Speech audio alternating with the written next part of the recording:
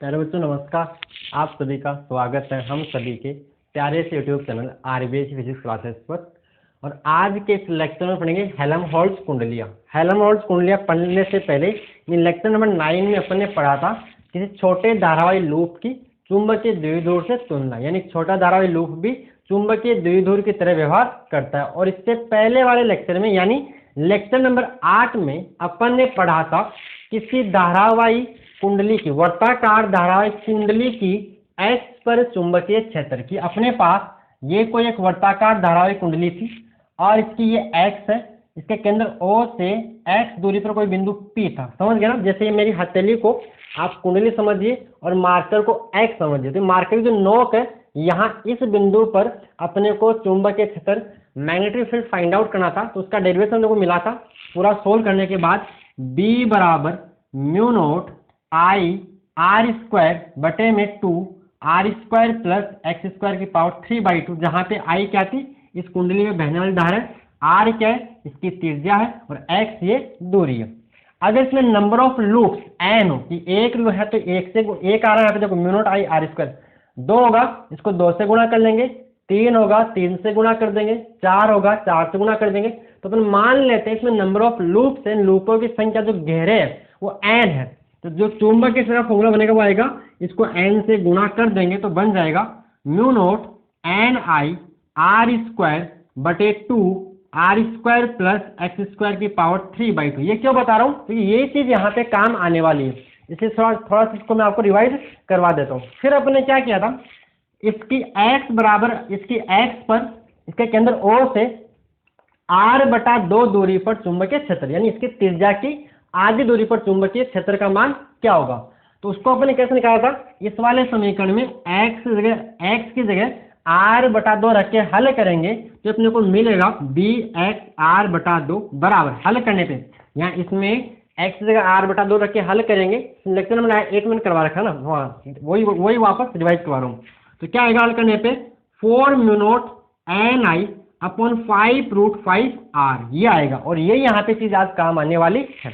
चलिए अब यहाँ पे क्या है, यहाँ पे 2 कुंडली है, 2 ऐसी कुंडली है कि दोनों की एक्स समान है, जो समाक्षीय एक समान वर्ताकार कुंडली है जिनके केंद्रों के बीच की दूरी इनकी त्रिज्या के बराबर होगी, ठीक है, और इनमें समान परिणाम की धारा एक ही दिशा में प्रवाहित होगी।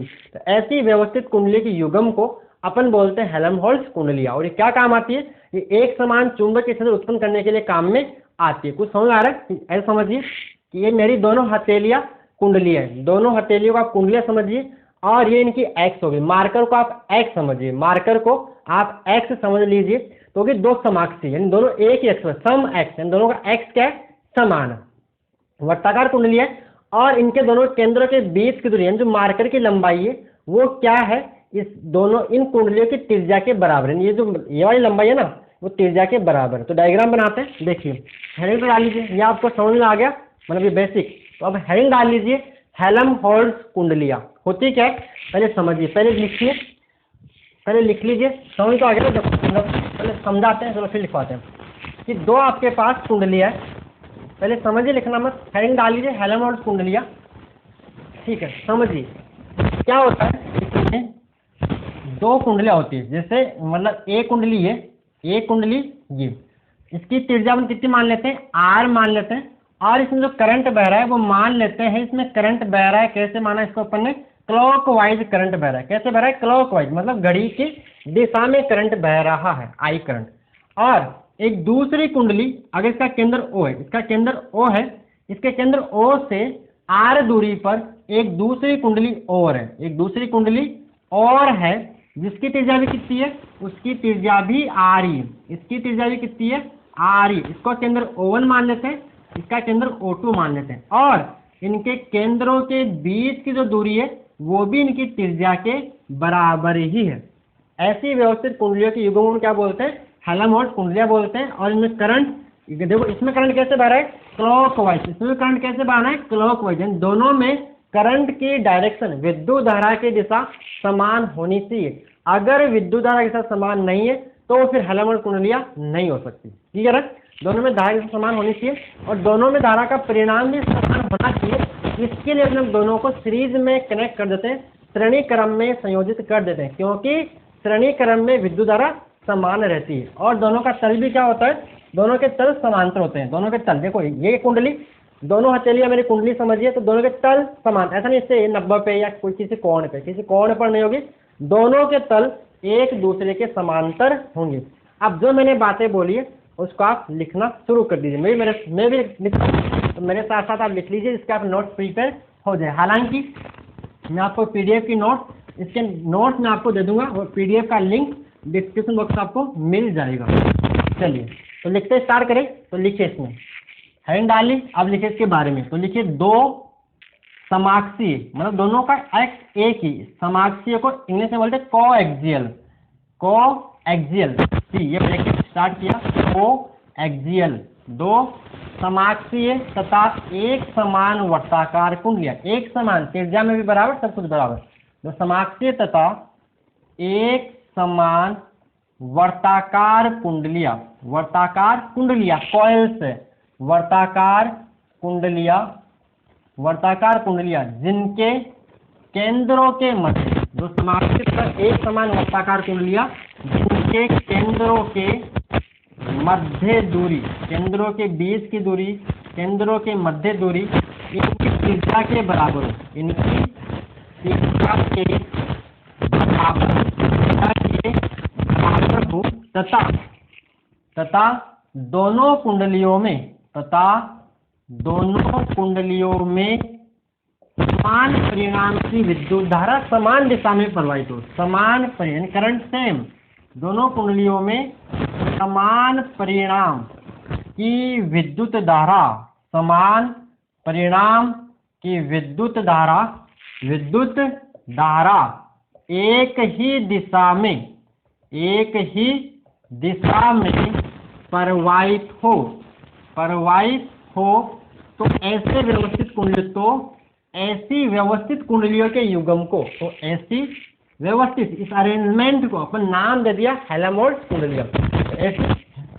ऐसी व्यवस्थित कुंडलियों के युग्म को, ऐसी व्यवस्थित कुंडलियों के युग्म को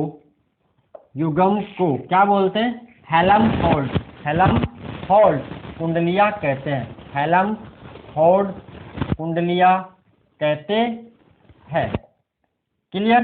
तो ये तो इसकी परिभाषा, सिंपल आपको डायग्राम याद है कि दोनों एक समान है, केंद्रों के बीच त्रिज्या के बराबर है और दोनों में विद्युत धारा एक दिशा में प्रवाहित होती है और उसका मान भी समान है कि दोनों में 5 एम्पीयर, तो 5 एम्पीयर दोनों में, और डायरेक्शन भी सेम होगा। तो डायग्राम देखिए, जब इसका डायग्राम बनाते चलो। और यहाँ दो चार बातें ओल्ड की, इनका क्या काम आती है, तो काम आती है एक समान चुंबकीय क्षेत्र उत्पन्न करने में काम आती है। इसका प्रैक्टिकल यूज क्या है, ये प्रैक्टिकल डिवाइस है, किसके लिए, एक समान चुंबकीय क्षेत्र उत्पन्न करने के लिए, प्रोड्यूस करने के लिए। तो लिखिए हेल्महोल्ट्ज, इन हेल्महोल्ट्ज का उपयोग, हेल्महोल्ट्ज कुंडलियों का उपयोग, हेल्महोल्ट्ज साथ साथ लिखते रहिएगा, हेल्महोल्ट्ज कुंडलियों का उपयोग एक समान चुंबकीय क्षेत्र उत्पन्न करने में किया जाता है। ये इसका काम हो गया कि क्या काम आती है भाई साहब, कि एक समान चुंबकीय क्षेत्र उत्पन्न करने में काम आती है, प्रोड्यूस करने में काम आती है। हेल्महोल्ट्ज कुंडलियों का उपयोग एक समान चुंबकीय क्षेत्र उत्पन्न करने में किया जाता है, पहली बात। दूसरी बात, इनमें समान परिणाम की धारा समान दिशा में प्रवाहित होनी चाहिए, ठीक है, जिसके लिए क्या करते हैं, इनको श्रेणी क्रम में संयोजित करते हैं। तो लिखिए इन कुंडलियों को श्रेणी क्रम में संयोजित करते हैं, इन कुंडलियों को श्रेणी क्रम में संयोजित करते हैं, श्रेणी क्रम में संयोजित करते हैं। क्यों करते हैं, जिससे कि संयोजित करते हैं, जिससे इनमें समान परिणाम की विद्युत धारा, समान दिशा में प्रवाहित हो सके, समान दिशा में प्रवाहित हो सके। तीसरी बात इनके लिए, इन दोनों कुंडली तल क्या होते हैं, समांतर होते हैं, एक दूसरे के समांतर, किसी कोण पे नहीं होगा। तो लिखिए दोनों कुंडलियों के तल, दोनों कुंडलियों के तल, दोनों कुंडलियों के तल एक दूसरे के समांतर होते हैं, एक दूसरे के समांतर होते हैं। क्लियर। और चौथी बात, अगर कुंडलियों में समान परिणाम की दिशा, कुंडलियों में धारा की दिशा विपरीत है तो फिर वो भी आपकी हेलमहोल्ट्ज कुंडलियां नहीं हो सकती। क्या बोला, कुंडलियों में अगर करंट अपोजिट है, विपरीत दिशा में, तो फिर वो हेलमहोल्ट्ज कुंडलियां, शायद परिणाम समान हो लेकिन दिशा विपरीत है तो फिर वो नहीं होगी। समान परिणाम की धारा समान दिशा में प्रवाहित होनी चाहिए, एक कंडीशन है। लिखिए यदि कुंडलियों में समान परिणाम, यदि कुंडलियों की धारा, यदि कुंडलियों में धारा विपरीत दिशा में प्रवाहित हो रही हो तो ये कुंडलियां, यदि कुंडलियों में धारा विपरीत दिशा में प्रवाहित हो रही हो, विपरीत दिशा में प्रवाहित हो रही है तो यह हेलमहोल्ट्ज कुंडलियां नहीं होगी, तो यह हेलमहोल्ट्ज कुंडलियां नहीं होगी या नहीं कहलाएगी, हेलमहोल्ट्ज कुंडलियां नहीं कहलाएगी या नहीं होगी। तो ये तो बात होगी इनके बारे में थ्योरेटिकल। अब इसका डेरिवेशन भी करेंगे, ये बात इसके बारे में जनरल बातें आपको समझ में आना चाहिए। तो ये इसकी थ्योरी है। क्लियर है। तो अब इसका डायग्राम देख लीजिए आगे, अब आगे इसका डायग्राम देख लीजिए। क्लियर। तो देखिए आगे डायग्राम बनाए, इसको नोट कर दे। अगर आपने नोट नहीं किया है तो इसको आप यहाँ तक पॉज करके नोट कर लीजिए। चलिए आगे। क्लियर। अब देखिए इनका डायग्राम, आगे इसका डायग्राम मैं यहाँ पे बना देता। बस करंट सेम रखना है, दोनों के केंद्रों के बीच की दूरी त्रिज्या के बराबर रखनी है, बस यही है। क्या काम आती है, एक समान चुंबकीय क्षेत्र उत्पन्न करने में काम आएगी, दिशा सेम होनी चाहिए। तो देखिए डायग्राम कि मान लेते अपने पास ये कोई दो कुंडली है, अपने पास ये कोई एक कुंडली मैंने ये मान ली और एक कुंडली मैंने ये मान ली। ठीक है, ऐसे ये समझ गया ना। ये डायग्राम जो है वर्त है, लेकिन वो एक्चुअल में ऐसा वर्त नहीं है, यानी इसके बोर्ड के तले में नहीं है, ये ऐसे रखा हुआ है, तो इसको अपन ऐसा बनाते हैं। ठीक है, ये मान लो ये वर्ता, मेरी हथेली मान लो वर्ताकार है, इसको मैं ऐसा रखूं तो ये बोर्ड के तल में आ गया, और ये बोर्ड के तल के ऐसे लंबवत रखी है ऐसे, तो इसको अपन ऐसा दिखा नहीं सकते, ऐसे दिखाते हैं। तो करंट दोनों में क्या मानना है, सेम। जैसे मान लिया अपन यहाँ पे क्लॉकवाइज घड़ी की दिशा में, यहाँ इसमें भी करंट कैसे मानना है, ऐसे, यानी और यहाँ ऐसे। क्लियर है। तो देखिए, और ये इसकी त्रिज्या क्या हो जाएगी r, इसका केंद्र मान लेते O1, और इनके बीच की दूरी यहाँ दिखने में आपको ज़्यादा लग रही होगी लेकिन ज़्यादा है नहीं, इसकी त्रिज्या के बराबर ही। अब डायग्राम ऐसा बनाना, चलो मैं बनाता हूँ कि ये जो दूरी आपको ऐसा लगे कि r के बराबर ही, त्रिज्या के बराबर ही है। क्लियर। ये इसका केंद्र, इसके केंद्र को मानते हैं O2, इसको मानते हैं 1, ये पहली कुंडली और ये दूसरी कुंडली, इसकी त्रिज्या r, इसकी त्रिज्या कितनी होगी, r ही होगी, इसकी त्रिज्या भी r ही होगी, और इनके केंद्रों के बीच की दूरी भी कितनी होगी, r ही होगी, केंद्रों के बीच की दूरी भी r ही होगी। ये इसका डायग्राम हो गया। करंट सेम है, करंट को अपने I मान ली, इसमें करंट I बह रहा है। ठीक है, n लूप भी हो सकते हैं, कुंडलियों में लूप एक भी हो सकता है और बहुत सारे भी हो सकते हैं, लेकिन समान वर्ताकार। क्लियर यहाँ तक। अब देखिए, अब यहाँ मैंने बोला कि ये कुंडलियां एक समान चुंबकीय क्षेत्र उत्पन्न करने में काम आती है, तो कैसे। अब देखिए, तो आगे आप हेडिंग डालने से पहले समझिए कि मान लो यहाँ पे कोई बिंदु P है और अपने को इस बिंदु P पर चुंबकीय क्षेत्र का मान ज्ञात करना है। इस बिंदु P पर अपने को चुंबकीय क्षेत्र का मान ज्ञात करना है। तो ध्यान से देखें, इस कुंडली 1 के लिए ये बिंदु P इसकी एक्सीय रेखा पर स्थित है। इस कुंडली 1 के लिए बिंदु P इसकी एक्सीय रेखा पर स्थित है, और अपन किसी कुंडली के कारण इसकी एक्सीय रेखा पर स्थित किसी बिंदु पर चुंबकीय क्षेत्र की तीव्रता का मान जानते, फॉर्मूला बताएगा mu naught N I R square बटे में 2r² प्लस x² की पावर 3/2, और ये दूरी कितनी है, r/2। तो अपन इसकी वजह से चुंबकीय क्षेत्र निकाल लेते। सिमिलरली ये बिंदु P इस कुंडली 2 के भी x पर स्थित है, बिंदु P इस कुंडली 2 के भी x पर स्थित है। इस बिंदु P पर इसकी वजह से भी चुंबकीय क्षेत्र होगा और दोनों की दिशा समान होगी, विपरीत नहीं होगी। देखिए कैसे दिशा निकालना आती है। अंगूठा, दाएं हाथ का अंगूठा, बाएं हाथ का नहीं, दाएं हाथ का अंगूठा धारा की दिशा में रखना होता है, अंगुलियां बिंदु की तरफ रख के घुमानी होती है। तो जिधर आपकी फिंगर्स पॉइंट करती है, जिधर आपकी अंगुलियां मुड़ती है, मतलब अंगुलियां घुमाना है, तो मुड़ी हुई अंगुलियां किसको बताती है?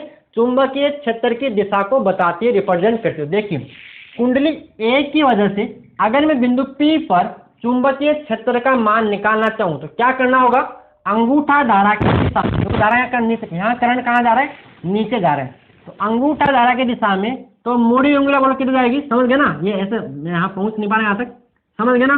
तो ये अंगुलियां कहाँ आ रही है? बाहर, यानी इस कुंडली की वजह से बिंदु P पर चुंबकीय क्षेत्र का मान बाहर की ओर है, कोई डाउट नहीं है। चलिए यहाँ भी करंट कैसे? क्लॉकवाइज, दोनों में करंट सेम मानना है, इसमें क्लॉकवाइज, इसमें भी क्लॉकवाइज ही मानना है। तो बोलिए यहाँ करंट कहाँ जा रहा है? इसकी वजह से देखिए ये इसके पास में, बोलो करंट कहाँ जा रहा है? ऊपर, अंगुलियां बिंदु की P पर मुड़ाओ, मोड़ो, बोलो कहाँ आ रही है? बाहर की ओर आ रही है ना, बाहर की ओर। देखिए इसकी वजह से भी बाहर था, इसकी वजह से भी बाहर है, यानी दोनों की वजह से चुंबकीय क्षेत्र की दिशा समान है, यानी जुड़ गया, यानी सिंपल जुड़ेगा। तो देखिए तो बिंदु P पर जो चुंबकीय क्षेत्र आएगा वो कैसा आएगा? अगर मैं इसका इस चुंबकीय क्षेत्र का इस कुंडली की एक्स पर, किसी एक कुंडली के कारण उसकी एक्स पर चुंबकीय क्षेत्र का इस दूरी के साथ ग्राफ बनाऊं तो कैसा आया था? अपने ग्राफ पिछले लेक्चर में देखा था, लेक्चर नंबर 8 के अंदर ऐसा कुछ ग्राफ आया था, याद है? पूरा मैंने आपको डिटेल समझा देता। इस एक की वजह से ऐसा आया था, तो इस कुंडली के कारण, यानी सॉरी इस अकेली कुंडली के कारण कि यहाँ केंद्र पे अधिकतम, सेंटर पे मैक्सिमम था और फिर दोनों तरफ घट रहा था। तो अगर इसमें एक कुंडली की बात करूं, इस वाली कुंडली की अगर मैं बात करूं तो देखिए अगर मैं इस चुंबकीय क्षेत्र का दूरी के साथ परिवर्तन ग्राफ बनाऊं तो कैसा आएगा? इसकी अगर मैं इसको देखो, ये इसका केंद्र है, ये इसका केंद्र है और ये इसका केंद्र है, ठीक है? ये इसका केंद्र, ठीक है? अब ये दूरी क्या है? x है। तो इस कुंडली की वजह से चुंबकीय क्षेत्र ग्राफ क्या हो? केंद्र पे अधिकतम, बाकी फिर घटता जाएगा। ऐसा ग्राफ आया था कि नहीं आया था? याद है?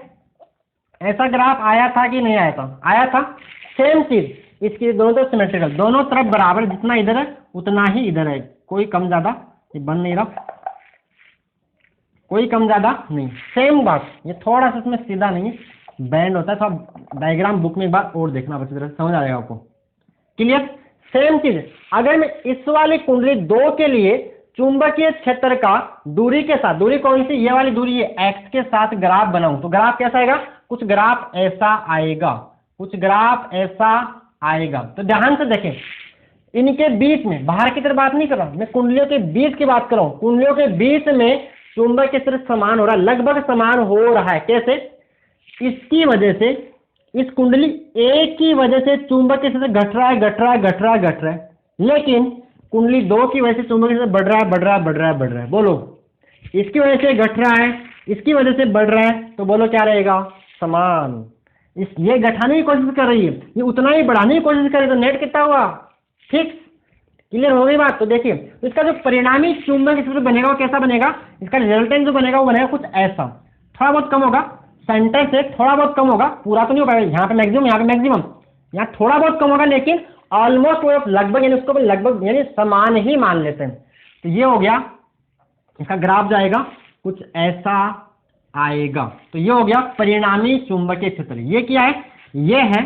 ये है प्रथम कुंडली के कारण। ये क्या है? ये वाला जो ग्राफ है वो है प्रथम कुंडली के कारण उत्पन्न चुंबकीय क्षेत्र, प्रथम कुंडली के कारण उत्पन्न चुंबकीय क्षेत्र। इसको अपन बोल देते हैं B1। क्या बोल देते हैं? B1। और यह है द्वितीय कुंडली के कारण उत्पन्न चुंबकीय क्षेत्र। उत्पन्न, भाई इसने कितना प्रोड्यूस किया? उत्पन्न चुंबकीय क्षेत्र, उसको अपन क्या बोल देते हैं? इसको B2 बोल देते हैं, B2। और ये हो गया परिणामी चुंबकीय क्षेत्र, ये हो गया आपका परिणामी चुंबकीय क्षेत्र। क्लियर यहाँ तक? ये हो गया आपका परिणामी चुंबकीय क्षेत्र। और इनके बीच की दूरी अपने ले रखी R ऊपर, ये इनके बीच की दूरी R ही है। क्लियर? अरे पिछली बार जो बनाया था ना वही ग्राफ है, किसी कुंडली की एक्स पर चुंबकीय क्षेत्र का दूरी के साथ परिवर्तन। यहाँ पे 2 ग्राफ है, ये वाला और ये वाला, दोनों को जोड़ेंगे तो ये आएगा, इन दोनों को जोड़ने पे ये मिलेगा। क्लियर? इसकी वजह से घट रहा है, पहले की वजह से यहाँ घट रहा है, दूसरी वजह से यहाँ पे बढ़ रहा है, तो ये हो गया इसका नेट चुंबकीय क्षेत्र, इसका ग्राफ। तो ये क्या हो गया? लगभग यानी इसके इनके बीच में चुंबकीय क्षेत्र का मान क्या होता है, समान। तो ये इसका काम भी यही है कि एक समान चुंबकीय क्षेत्र उत्पन्न करने के काम में आती है। अब अपन मान निकालते इसका डेरिवेशन, इसका फॉर्मूला क्या आएगा, इस बिंदु P पर चुंबकीय क्षेत्र का मान क्या होगा, ये अपन निकालने जा रहे हैं। यहाँ तक बात क्लियर। पॉज करके ये डायग्राम और इसके नीचे ग्राफ बना लीजिए। क्लियर। अब आगे लिख लीजिए, कुंडलियों के मध्य, हेडिंग कुंडलियों के मध्य भाग में उत्पन्न चुंबकीय क्षेत्र, कुंडलियों के मध्य भाग यानी बिंदु P पर कुंडलियों के मध्य भाग में उत्पन्न चुंबकीय क्षेत्र। क्लियर, यहाँ से नोट करो। ओके, चलिए नेक्स्ट डायग्राम यही कहाँ मिलेंगे अपन, यहाँ नीचे जगह नहीं है तो इसको मैं यहाँ से हटा देता हूँ, डायग्राम थोड़ा सा देखना पड़ेगा। तो आगे बात करते हैं कि मध्य में चुंबकीय क्षेत्र का मान क्या होगा, वो अपन निकालना चाहते हैं। तो नेक्स्ट लिखिए हेडिंग इसी में, कुंडलियों के मध्य भाग में उत्पन्न चुंबकीय क्षेत्र, समझ गए ना, इसका मतलब चुंबकीय क्षेत्र कुंडलियों के मध्य भाग में उत्पन्न चुंबकीय यानी बिंदु P पर चुंबकीय क्षेत्र का मान क्या हो। डायग्राम वही दोबारा नहीं बनाना है। तो देखिए ध्यान से देखोगे तो ये दूरी कितनी होगी, यहाँ से लेके यहाँ तक अगर मैं बात करूँ, ये दूरी कितनी होगी r/2 और ये भी कितनी होगी r/2। क्लियर है। ये वाली दूरी कितनी होगी r/2, वाली कितनी होगी r/2 है, पूरी कितनी r, और ये इनके बीच में जो r है इसका मध्य बिंदु है तो ये r/2, ये भी कितनी होगी r/2। और कुंडली एक के लिए इसका एक्स बिंदु है तो अपन जानते हैं। क्लियर यहाँ तक। तो देखिए किसी धारावाही कुंडली की मैं लिख रहा हूँ यहाँ पे वो फॉर्मूला कौन सा, μ0 Ni r² बटे में 2r² प्लस x² की पावर 3/2। तो लिखिए, पहले समझ लीजिए, तो पहले डायग्राम समझ लीजिए। किसी धारावाही कुंडली की x पर चुंबकीय क्षेत्र क्या आता था, B बराबर μ0 Ni r² बटे में 2r² प्लस x² की पावर 3/2 ये होता था। अब देखिए प्रथम कुंडली के कारण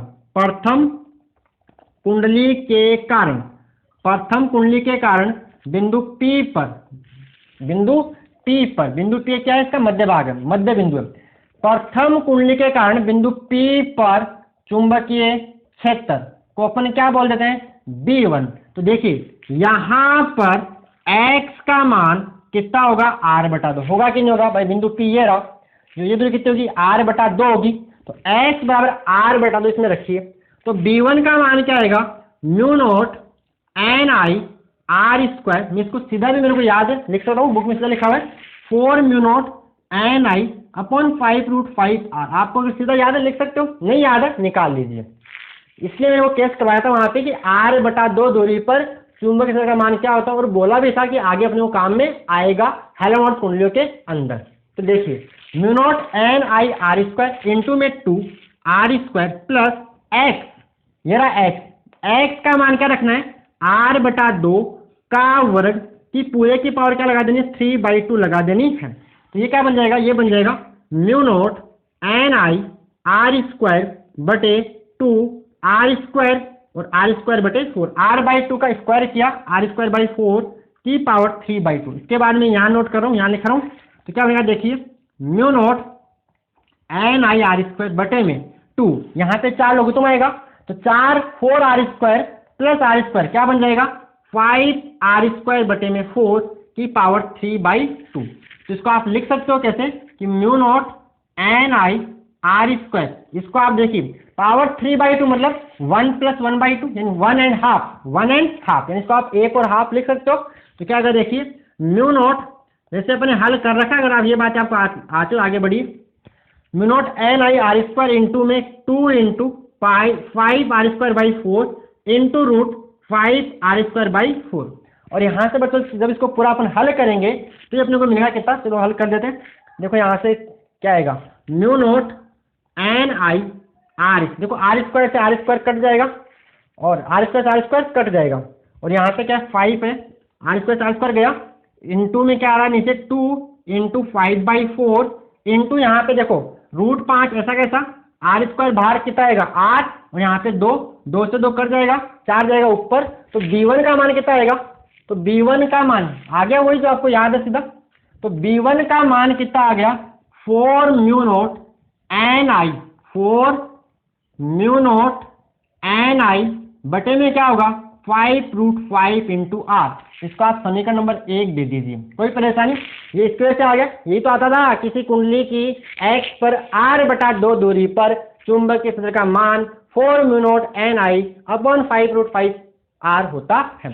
इसी प्रकार कुंडली 2 के कारण बिंदु P पर चुंबकीय क्षेत्र बोलो कितना आएगा, सेम यही तो आएगा भाई, दूरी r/2 ही तो है, इसमें नंबर ऑफ लूप्स n है, करंट इसमें I बह रहा है, त्रिज्या r है, सब कुछ बराबर है, इसकी वजह से इतना ही आएगा। तो इसी प्रकार अब ये काम अपन नहीं करेंगे, अपन निकाल लिया, आप सीधा भी लिख सकते थे लेकिन निकालो तो बेटर रहेगा। तो इसी प्रकार कुंडली 2 के कारण, इस कुंडली 2 की वजह से इस बिंदु P पर चुंबकीय क्षेत्र का मान क्या होगा। इसी प्रकार कुंडली 2 के कारण बिंदु P पर चुंबकीय क्षेत्र बोलो कितना आएगा, उसको अपन B2 मान लेते हैं, तो B2 बराबर कितना होगा, सेम कितना होगा, इतना ही आएगा ना भाई, दूरी ये r/2 ही तो है, और ये बिंदु P भी इस कुंडली 2 का एक्सीय बिंदु ही तो है, ये कुंडली इसकी x मार्कर x है, तो B2 कितना आएगा 4 म्यू नॉट एन आई बटे में 5√5, 5 रूट के अंदर 5 इंटू आर, समीकरण नंबर 2। तो बिंदु P पर नेट कितना होगा, कुल कितना होगा, दोनों का जोड़ क्यों होगा, क्योंकि दोनों एक ही दिशा में है, तब जुड़ रहे हैं, दोनों विपरीत नहीं है। अगर विपरीत होते तो घट जाता, लेकिन यहाँ विपरीत है नहीं, क्यों नहीं है, ये अपना दायां हाथ बता रहा है, मैं नहीं बता रहा हूँ, ये रूल्स है, नियम है। तो देखिए बिंदु P पर इसमें करंट यहाँ ऐसे बह रहा है, इसमें भी करंट ऐसे, इसमें भी करंट ऐसे, इसमें भी करंट ऐसे, दोनों में क्लॉकवाइज ही है, दोनों में सेम है। तो मैं यहाँ देखूँ तो देखिए ये करंट कहाँ जा रहा है, नीचे, तो मुड़ी उंगलियां किसको बताएगी, चुंबकीय क्षेत्र की दिशा को, बोलो कहाँ आ रही है, बाहर ऊपर, इसकी वजह से ऊपर। चलिए यहाँ से अंगूठा धारा की दिशा में कर दिया, मुड़ी हुई उंगलियां किसको बताएगी, चुंबकीय क्षेत्र को, बोलो कहाँ आ रहा है, बाहर, तो दोनों सेम दिशा में, दोनों है कि नहीं, इसकी वजह से भी बाहर है, इसकी वजह से भी बाहर है, तो दोनों क्या हो गए, सेम दिशा में। तो यहाँ पे क्या, दोनों को जोड़ लेंगे, तो आगे करना कुछ नहीं, दोनों को जोड़ दीजिए, इसको और इसको जोड़ दीजिए। तो देखिए लिखेंगे क्या, बिंदु P पर परिणामी चुंबकीय क्षेत्र net magnetic field at point P, बिंदु P पर परिणामी चुंबकीय क्षेत्र। तो देखिए आगे बिंदु, ये बिंदु है, कौन सी बिंदु मेरे को पता नहीं, ठीक है, बिंदु P पर परिणामी, बिंदु P पर परिणामी चुंबकीय क्षेत्र, तो बोलो कितना आएगा, इसको अपन B, सिंपल B बोल रहे हैं, तो B बराबर क्या होता है, B वेक्टर बराबर B1 vector plus B2 vector का। भाई चुंबकीय क्षेत्र कैसी राशि है,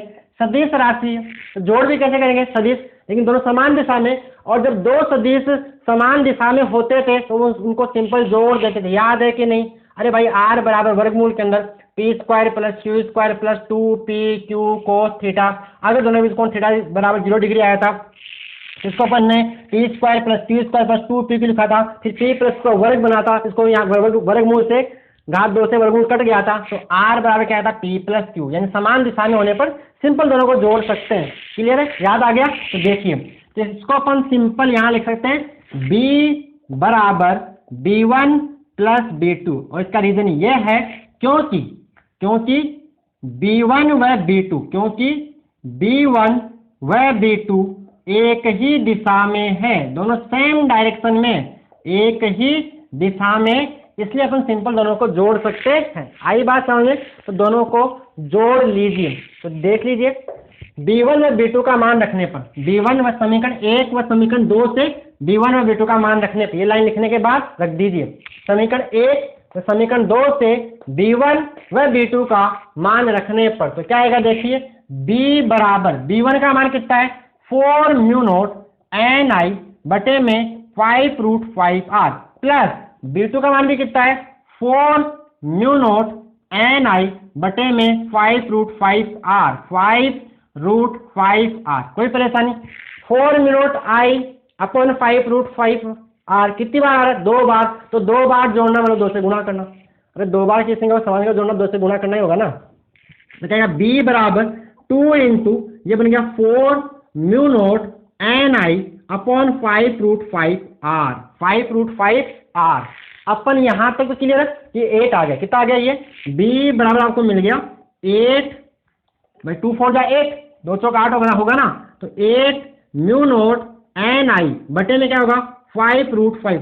यार दो बार जोड़ा ना, x प्लस एक्स क्या होता है 2x होता है ना, तो सेम ये x मान लो, है तो बराबर ही ना, सेम और सेम, तो 2x। चलिए क्लियर यहां तक।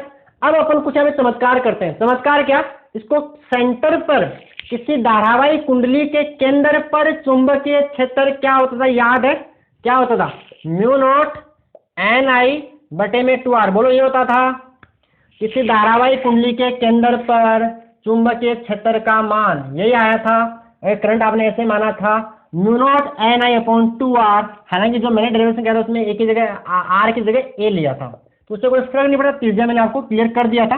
तो mu naught N I upon 2r ये होता है किसी धारावाही कुंडली के केंद्र पर चुंबकीय क्षेत्र। तो अपन इसको केंद्र के रूप में लिखना चाहते हैं, तो यहाँ अपनी दिक्कत ये है कि यहाँ पे 2 नहीं आ रहा, नीचे 2 नहीं आ रहा है, तो नीचे अपन 2 को लाना चाहते हैं, तो नीचे 2 ऐसे तो आ नहीं सकता भाई, मान चेंज करने का अधिकार आपको नहीं है। आप किसी भी नंबर को हर किसी नंबर से गुणा नहीं कर सकते, आप 1 से गुणा कर सकते हो, किसी भी नंबर को किसी भी संख्या को 1 से गुणा करने पर उसके मान में कोई चेंज कोई परिवर्तन नहीं होता है। तो मेरे को तो यहाँ 2 चाहिए, तो मैं एक दिमाग लगाया मैंने कि मैंने ऊपर नीचे को 2 से गुणा कर दिया, इसको मैंने ऊपर नीचे 2 से गुणा कर दिया, कोई परेशानी नहीं है। तो इसको 2 को यहाँ गुणा कर दो, तो 2 कितना 16 म्यू नोट एन आई, नीचे में 5√5 को ऐसा का ऐसा ही रखो, और इसको आप लिख दो 2r, इसको यहाँ लिख दो 2r, और ध्यान से देखोगे तो ये होता है किसी धारावाही कुंडली के केंद्र पर चुंबकीय क्षेत्र का मान। किसी धारावाही एक कुंडली के किसी भी एक कुंडली के केंद्र पर चुंबकीय क्षेत्र का मान कितना होता है, म्यू नोट एन आई बटे में क्या होता है, बटे में क्या होता है म्यू नोट आई अपॉन 2r। और यहाँ पे तो ये क्लियर। तो मैं इस चीज को लिख सकता हूँ बी केंद्र, इस बात को मैं बोलो बी केंद्र, या मैं क्या आप हम सब लिख सकते हैं बी केंद्र mu naught N I upon 2r, बोलो लिख सकते हैं। क्या करो इसकी जगह क्या लिख दीजिए बी सेंटर, आप बी केंद्र लिख लीजिए, तो बन जाएगा कितना बी बराबर, ये बी कौन सा है पी पे, इसको आप बीपी बोल सकते हैं, यानी पी पॉइंट पर चुंबकीय क्षेत्र, आप इसको बीपी कर लीजिए। पी समझ गए ना, magnetic field at point P, बिंदु पी पर चुंबकीय क्षेत्र। देखिए बी पी क्या बनेगा, इसके बाद मैंने यहाँ लिखा है, तो बी पी बराबर इसका 16/5√5 इंटू में बी केंद्र, किसी भी एक कुंडली के केंद्र पर उत्पन्न चुंबकीय क्षेत्र, और 5√5 जब आप इसको हल करोगे 16/5√5 को हल करोगे तो हल करने पे आता है 1.43, तो ऐसा याद कर लीजिए। इसको हल करने पे 16 के अंदर 5√5 का जब भाग देंगे तो 1.432 आएगा। कैसे आएगा, मैं आपको हल करके तो दिखा देता हूँ एक बार कि 5√5 का मतलब 11 पॉइंट कुछ होता है। 5√5 का मान देखो आता है 5, आप कुछ याद करना है, तो दिखा रहा हूँ वैसे आपको। 5√5 ये आएगा, देखो 16 लिख देता हूँ वैसे तो, ये लाइन आपको लिख ले, एग्जाम में नहीं लिखनी है, याद ही कर लेना है। और ये नीचे आता है 11.18, और जब 16 के अंदर अपन इसका भाग देते हैं तो ये आता है 1.431, ये बी के अंदर यहाँ पे भाग जाएगा 1.4318 आता है, 1.3108। इसको हम पूर्णांकित इसको करते हैं, पूर्णांकित करके इसको अपन लगभग कितना ले लेंगे 1.432। हल करने को जाएगा बी पी बराबर 1.432, और बी केंद्र किसी भी एक कुंडली के केंद्र पर उत्पन्न चुंबकीय क्षेत्र का लगभग 1.5 गुना होता है, 1.432 गुना, यानी आप बोल सकते हो अगर परसेंटेज के रूप में बोलो तो 43% ज्यादा होता है। 43% क्या हो गया, ज्यादा एक तरह से, सही बोल रहा हूँ, 1.432 केंद्र पे। भाई केंद्र का किसी एक कुंडली के केंद्र पर उत्पन्न चुंबकीय क्षेत्र का किससे गुणा आ रहा है, 1.4 टाइम्स, यानी इतने गुना ज्यादा आ रहा है। तो ये हो गया केंद्र के रूप में, बाकी इसका डेरिवेशन ये आ रहा है। क्लियर, ये वाला 2 से गुणा किया अपन ने। क्लियर है, ये बात समझ आ गई। या चाहो तो आप ये लाइन एक बार और लिखिए, फिर नीचे 2 गुणा 2 को एक लाइन बढ़ा, कैसे एक लाइन बढ़ा सकते हो, पहले आप ये लाइन लिखो, नीचे 2 तब समझ आएगा, तो बाद में आ गया। तो क्लियर है, गुणा बाकी देखिए। क्लियर, समझ में आ गया क्या होती है कुंडलियां, इसका डेरिवेशन केंद्र पे इतना आता है, यह लिख देना। अर्थात कुंडलियों के मध्य भाग पर उत्पन्न चुंबकीय क्षेत्र किसी एक कुंडली के केंद्र पर उत्पन्न चुंबकीय क्षेत्र का 1.432 गुना होता है। ये लाइन नीचे और लिख देना, और ये आपका हो गया हेल्महोल्ट्ज कुंडलियों का डेरिवेशन। क्लियर। 1.432 के अंदर क्या होती है कि दो समान, एक बार फिर से रिवाइज कर देते हैं, दो समाक्षीय, दोनों एक समान है, समान वर्ताकार है, दोनों में धारा समान दिशा में बह रही है और इनके केंद्रों के बीच की त्रिज्या के बराबर है। ऐसी व्यवस्थित कुंडलियों की युग्मन क्या बोलते हैं, मतलब हेल्महोल्ट्ज कुंडलियां बोलते हैं। क्या काम आती है, एक समान चुंबकीय क्षेत्र उत्पन्न करने के काम आती है, धारा एक दिशा में धारा समान दिशा में बहती है, इसके लिए दोनों को श्रेणीक्रम में जोड़ देते हैं, और दोनों में धारा की दिशा विपरीत है तो वो मतलब हेल्महोल्ट्ज कुंडलियां नहीं होगी। दोनों के तल एक समांतर, दोनों के तल समांतर होते हैं। फिर अपने डेरिवेशन निकाला, इसकी वजह से निकाल लिया, ये वही कैसे कि x बराबर r/2 दूरी पर कुंडली की x पर चुंबकीय क्षेत्र, इसकी वजह से निकाल लिया, इसकी वजह से निकाल लिया, आता है कितना है 4 म्यू Ni/5√5r, इसकी वजह से भी आएगा, और दोनों को यहाँ पे जोड़ लिया, जोड़ के हल किया तो ये आया। इसको आपको ये हल नहीं करना है, 16/5√5 का जो मान होता है वो 1.432 होता है, ऐसा याद ही कर लेना है। तो आप एग्जाम में ऐसा लिख लोगे, बीपी मतलब बीपी ब्लड प्रेशर नहीं है, बाई वाला बिंदु P पर चुंबकीय क्षेत्र है, तो 1.432 बी के अंदर। क्लियर। आई होप आपको समझ में मेरे हिसाब से आ गया। फिर भी कोई डाउट होता है आप मेरे से कमेंट बॉक्स में पूछ सकते हो। ओके प्यारे बच्चों, धन्यवाद।